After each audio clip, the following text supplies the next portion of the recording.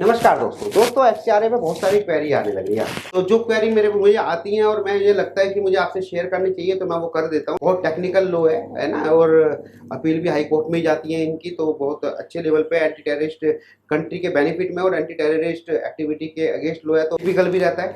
अभी मेरे सामने एक क्वेरी आई तो मुझे लगा अपने पार्टिसिपेंट को मुझे बता देना चाहिए इसके बारे में एक्सपीरियंस।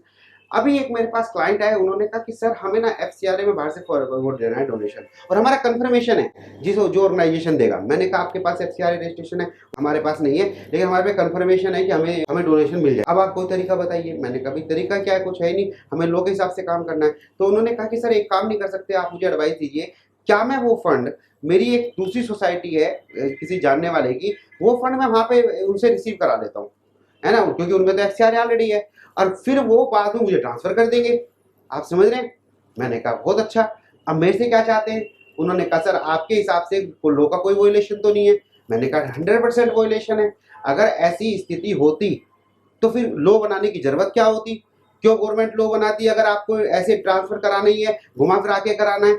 अगर आप ऐसा करेंगे तो आप वोलेशन माना जाएगा।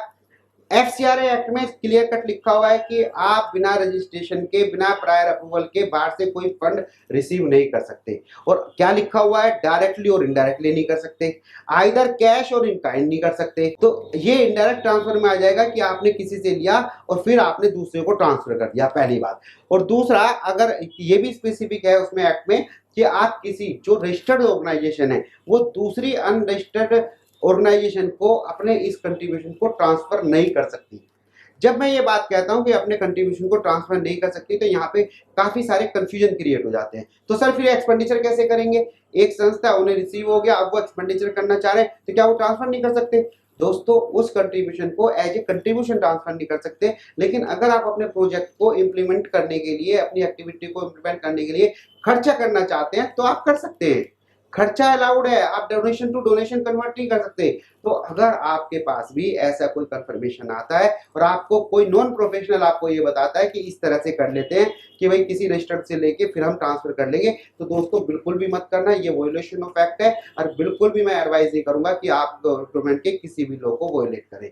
तो इस चीज का मुझे उम्मीद है इन्फॉर्मेशन है आपके लिए काफी यूजफुल रही होगी। अगर आपके पास भी कोई ऐसे एफसीआरए का कोई भी क्वेश्चन, किसी भी तरह की टेक्निकलिटी है, तो मैं आपकी पूरी हेल्प करूंगा ऑल ओवर इंडिया में। कहीं से भी कोई क्वेश्चन आएगा तो I will try to help you. तो आप मुझे एसएमएस या व्हाट्सएप कर सकते हैं। फिर मिलते हैं नई वीडियो के साथ। Thank you so much.